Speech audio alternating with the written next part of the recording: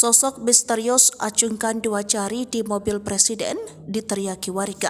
Sebuah video yang menampilkan mobil kepresidenan Indonesia melintas di sebuah daerah beredar di media sosial.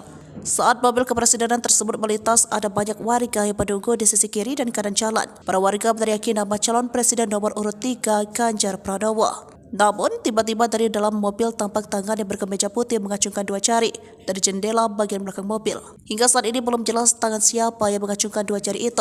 Diduga kejadian dalam video itu terjadi saat Presiden Jokowi dan Ibu Negara Iriana Joko Widodo sedang melakukan kunjungan kerja di Salatiga, Jawa Tengah pada Selasa 23 Januari 2024. Adapun pose dua jari identik dengan pasangan Capres-Cawapres nomor urut 2 Prabowo Subianto, Gibran Rakabuming Raka. Diketahui Gibran merupakan putra sulung Presiden Jokowi. Presiden Joko Widodo memberikan respon soal potongan video viral yang menampilkan pose jari tangan dari dalam mobil kepresidenan Indonesia satu yang digunakan Presiden baru-baru ini.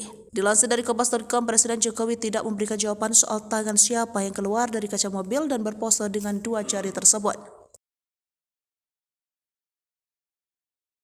Download Tribun X sekarang, menghadirkan lokal menjadi Indonesia.